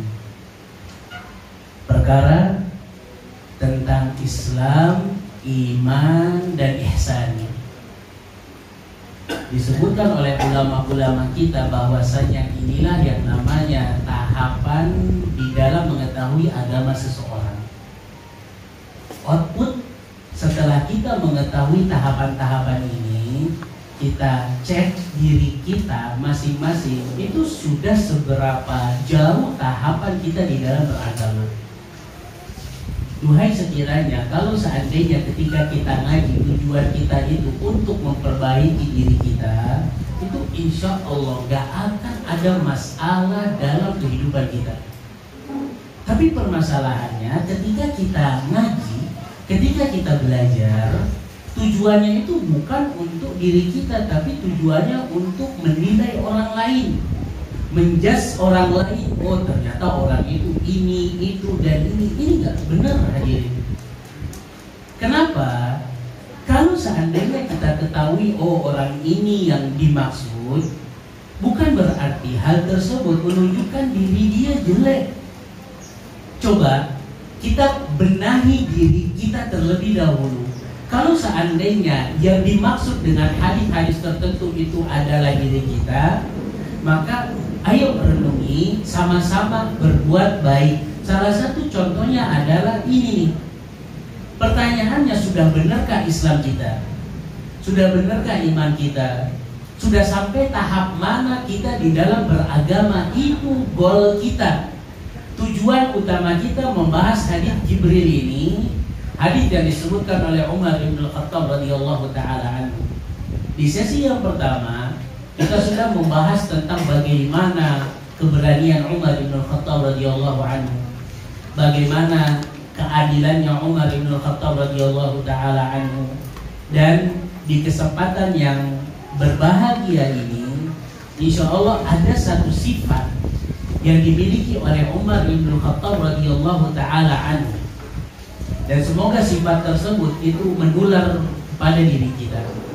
Kita semua tahu bahwasanya Umar bin Khattab radhiyallahu ta'ala anhu itu berdoa kepada Allah agar diberikan gelar wafat dalam keadaan syahid, akan tetapi meninggal di kota Madinah Munawwarah. Ini kalau secara logika doa ini gak akan terijabah. Kenapa? Karena Madinah pada saat waktu itu bukan negara ataupun bukan kota yang ada peperangan di dalamnya. Sampai orang-orang bertanya kepada Umar, engkau berharap bisa meninggal dalam keadaan syahid, ya keluar dong dari kota Madinah. Entah itu mungkin menaklukkan kota ini, kota itu, tapi engkau berharap mendapatkan gelar syahid, akan tetapi gelar syahidnya engkau dapatkan di kota Madinah Munawwarah. Namun Umar bin Khattab radhiyallahu ta'ala anhu mengajarkan kepada kita rasa optimisme. Itulah yang harus dimiliki oleh jiwa seorang muslim. Logikanya kita nggak sampai, tapi siapa tahu matematikanya kita itu nggak sesuai dengan matematikanya Allah Subhanahu wa ta'ala. Rasa optimis harus ada pada diri seorang muslim. Kita diperintahkan untuk usaha, hasilnya kita serahkan kepada Allah Subhanahu wa ta'ala. Gak masuk akal wahai Umar engkau berharap wafat dalam keadaan syahid, akan tetapi di kota Madinah Munawwarah apa yang Allah Subhanahu wa taala takdirkan, ternyata Allah Subhanahu wa taala mentakdirkan ada seorang yang bernama Abu Lu'lu'ah Al-Majusi, yang pada saat itu seorang budak dari Mughirah ibn Syu'bah. Satu waktu Mughirah ibn Syu'bah kembali menuju ke kota Madinah bersama Abu Lu'lu'ah Al-Majusi. Dan Abu Lu'lu'ah Al-Majusi itu memiliki profesi sebagai pembuat senjata. Kebetulan dia sedang membawa senjata berupa belati. Ditanya oleh Umar bin Khattab radhiyallahu taala anhu, ya yang namanya kawan lama, ditanya, alhamdulillah saya sudah datang sekian, kemudian siapa yang bersamamu? Abu Lu'lu'ah Al-Majusi, seorang yang menjadi budakku yang aku dapatkan ketika menaklukkan daerah Persia. Kemudian Abu Lu'lu'ah Al-Majusi sempat mengatakan, pekerjaanku sambil membuka belati, pekerjaanku adalah membuat senjata-senjata seperti ini. Umar bin Khattab dengan instingnya mengatakan, tawa'adanil abdu, hamba ini mengancam diriku. Ini kuat yang dimiliki oleh Umar bin Khattab radhiyallahu taala anhu. Betul, ternyata ketika sholat subuh Abu Lu'lu'ah Al-Majusi menyusup daerah saf pertama, kemudian ditikamlah bagian perut Umar bin Khattab radhiyallahu taala anhu, yang dengannya wafatlah Umar bin Khattab radhiyallahu taala anhu. Tapi ada satu hal yang bisa kita terapkan dalam keseharian kita. Bagaimana sesukarnya keadaan, sulit keadaan Umar bin Khattab pada saat itu. Mau makan, makanan apapun itu pasti keluar dari lambungnya karena bekas tikaman tersebut. Minum susu, bekas susunya itu keluar langsung. Apa yang dilakukan oleh Umar bin Khattab radhiyallahu taala anhu? Yang pertama, Umar bin Khattab radhiyallahu taala anhu mengingatkan para sahabatnya, sudahkah kalian selesai sholat? Jadi Umar bin Khattab radhiyallahu taala anhu terkenal dengan sosok yang benar-benar perhatian dengan masalah sholat. Wajar. Rasulullah Shallallahu Alaihi Wasallam pun sama demikian. Karena sholat ini merupakan bagian terpenting dalam kehidupan sehari-hari kita. Demi Allah, bapak-bapak dan ibu-ibu hadirin dan hadirat, Allah Subhanahu wa taala hanya mewajibkan kita 5 kali dalam satu hari, itu pun terkadang kesulitan. Padahal manfaatnya itu akan kembali kepada diri kita sendiri. Siapa yang untung ketika kita menjaga sholat? Kita sendiri. Allah nggak butuh dengan yang namanya ibadah kita. Satu waktu juga ketika sahabat-sahabat berdatangan untuk mengunjungi Umar bin Khattab radhiyallahu taala anhu. Umar bin Khattab radhiyallahu anhu melihat seorang pemuda yang mendatangi Umar, kemudian kebetulan keadaannya pada saat itu jubahnya berada di bawah mata kaki. Umar melihat ini satu kemungkaran yang harus dirubah.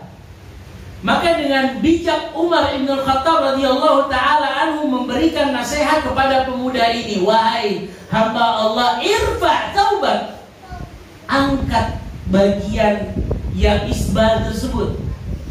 Fa innahu atqa li rabbika wa atqa li taubik. Kenapa? Karena yang demikian akan membuat engkau bertakwa kepada Allah, dan yang demikian juga akan membuat bersih bajumu. Subhanallah, kalau seandainya ada di antara kita yang mungkin sakit parah juga, nggak bergeming di kamar, ada nggak di antara kita yang ketika melihat kemungkaran, kita mulai dari rumah kita, kita lihat kemungkaran, misalnya anak-anak kita belum sholat, atau melihat mungkin anak kita menyetel sesuatu yang diharamkan oleh Allah Subhanahu wa taala, seolah-olah rasa pesimis itu ada di badan kita atau ada di tubuh kita. Ya udah deh, sekarang kita fokus di dalam penyembuhan. Tidak dilakukan oleh Umar bin Khattab radhiyallahu taala. yang pada saat masa kritisnya ia masih sempat memberikan nasihat, ia masih sempat memberikan wejangan. Inilah yang namanya keberkahan hidup, hadirin. Umar bin Khattab radhiyallahu taala anhu mengatakan di dalam hadis ini, hadisnya panjang. Hadis ini disebutkan oleh ulama-ulama kita sebagai hadis Jibril fi ta'limid din, di dalam mengajarkan ilmu agama. Kata Umar bin Khattab radhiyallahu taala anhu, "Bainama nahnu 'inda Rasulillah sallallahu alaihi wasallam, dzata yawmin ittala'a 'alaina rajulun shadidu bayad ath-thiyab, shadidu sawadi ash-sha'r, la yura 'alaihi athar as-safar, wa la ya'rifuhu minna ahad hatta jalasa ila an-nabiy sallallahu alaihi wasallam, fa asnada rukbatayhi ila rukbatayhi wa wada'a kaffayhi 'ala fakhidayhi wa qala ya Muhammad akhbirni 'anil Islam." فقال الإسلام أن تشهد أن لا إله إلا الله وأن محمدا رسول الله وتقيم الصلاة وتؤتي الزكاة وتصوم رمضان وتحج البيت إن استطعت إليه سبيلا قال صدقت فعجبنا له يسأله ويصدقه. Ini bagian pertama dari hadis ini. Datang seseorang, sama nih, Rasulullah Shallallahu Alaihi Wasallam sedang duduk-duduk bermajlis bersama dengan para sahabatnya. Ternyata datang dari orang luar sana sosok yang sama sekali nggak dikenal. Kalau seandainya dikenal, ya masih wajar lah. Tapi datang seorang yang sama sekali nggak dikenal oleh para sahabat, tapi tampangnya kok bersih, tampangnya kok rapi. Biasanya kalau orang safar datang dari tempat manapun itu akan kelihatan penampilannya lusuh. Tapi orang ini enggak.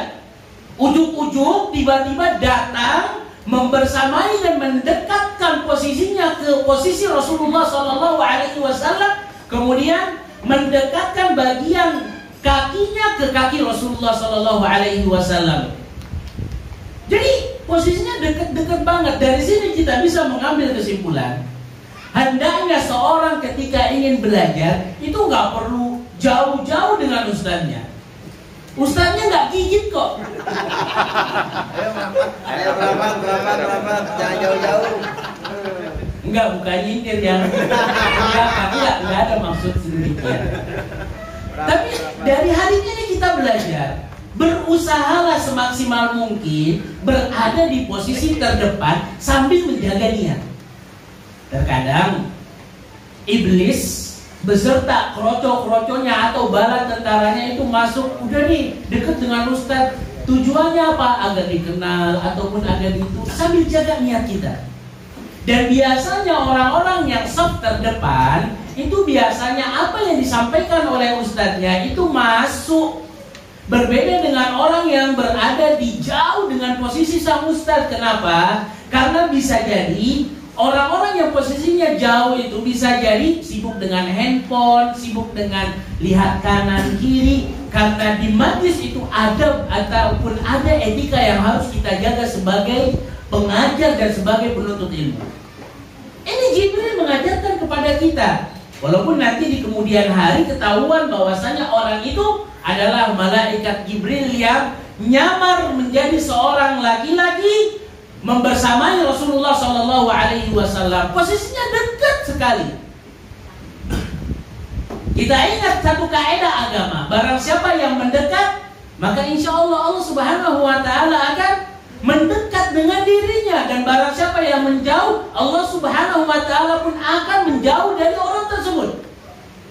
Ketika malaikat Jibril menyamar menjadi seorang laki-laki atas izin Allah Subhanahu Wa Taala tentunya, ia dekatkan posisinya. Kemudian ia bertanya kepada Rasulullah SAW dengan satu pertanyaan, ya Muhammad, wahai Muhammad, coba kabarkan kepadaku apa sih yang engkau pahami tentang Islam.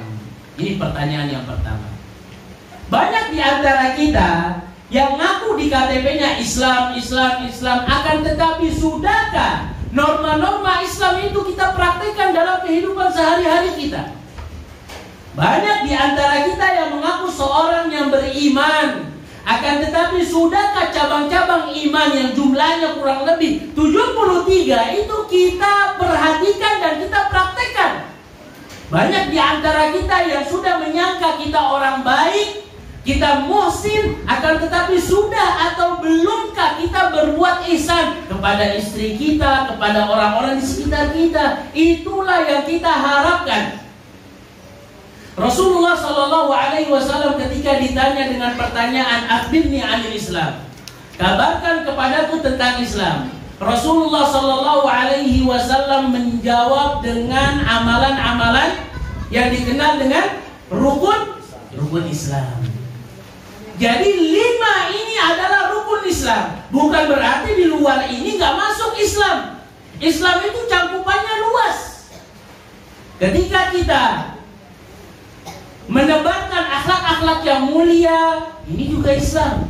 Ketika kita nggak mencela orang-orang, nggak menjelek-jelekkan orang-orang, nggak ghibah, ini juga Islam. Ketika kita berbuat baik kepada sang istri, ketika kita berbuat baik kepada orang tua, ketika kita bahkan mungkin berbuat baik kepada orang yang menyakiti kita, ini juga Islam.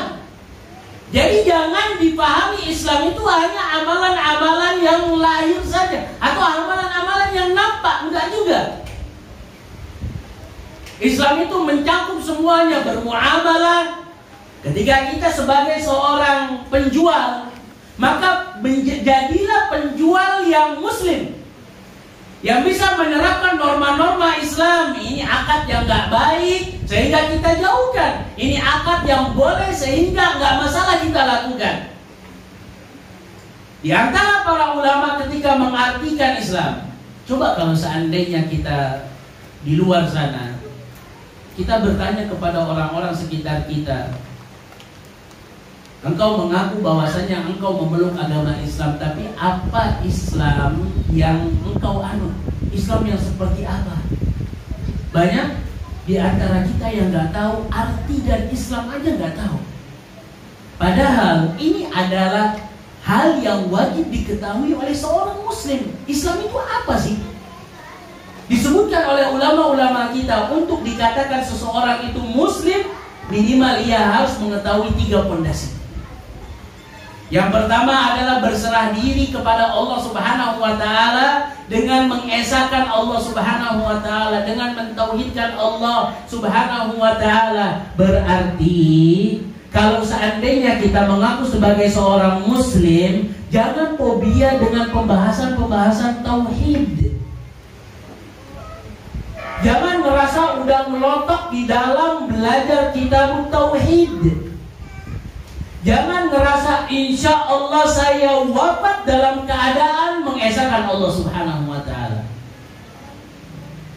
Karena konsekuensi ketika kita mengaku sebagai seorang muslim, kita harus berserah diri, menyerahkan semuanya kepada Allah Subhanahu wa ta'ala. Dengan apa? Dengan mentauhidkan Allah Subhanahu wa ta'ala. Sebaliknya, kita juga harus wanti-wanti dan waspada. Jangan sampai kita, keluarga besar kita, terjerumus ke dalam perbuatan syirik. Demi Allah, ketika kita hidup bergelimangan dengan fasilitas, tapi kalau seandainya kita tidak memperhatikan tauhid kita, hidup kita akan berantakan. Orang yang bertauhid kepada Allah Subhanahu wa ta'ala, ia akan nyaman dengan posisi apapun yang sudah ditakdirkan oleh Allah Subhanahu wa ta'ala. Dengan catatan, ia benar-benar mengesahkan Allah Subhanahu wa ta'ala dan mentauhidkan Allah Subhanahu wa ta'ala. Kalau Allah Subhanahu wa ta'ala kasih sakit, maka pasti ia akan nyaman dengan zona tersebut. Ya udah nih, ini udah takdir, mau digimanakan lagi. Ia memiliki tauhid yang kuat, ia tahu bahwasanya ini adalah dari Allah Subhanahu wa ta'ala, ia sabar. Kan gak mungkin orang bisa langsung ujuk-ujuk sabar kalau seandainya dia gak memperkuat diri dia dengan mentauhidkan Allah Subhanahu wa ta'ala. Yang kedua, al-inqiyadu lahu bis-sha'ah, harus tunduk dan patuh terhadap apa yang Allah Subhanahu wa ta'ala perintahkan. Mau itu wajib, mau itu sunnah, kalau seandainya hal tersebut diperintahkan oleh Allah, diperintahkan oleh Rasulullah Shallallahu Alaihi Wasallam, ya udah deh, tugas kita adalah sebagai hamba Allah Subhanahu Wa Taala tunduk dan patuh terhadap perintah-perintah tersebut. Berusaha semaksimal mungkin untuk melakukan hal-hal yang diwajibkan oleh Allah Subhanahu Wa Taala.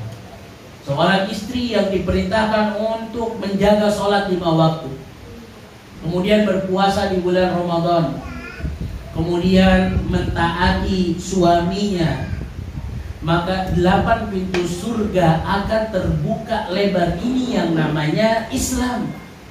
Allah yang memerintahkan, udah bagaimanapun keadaan suami kita,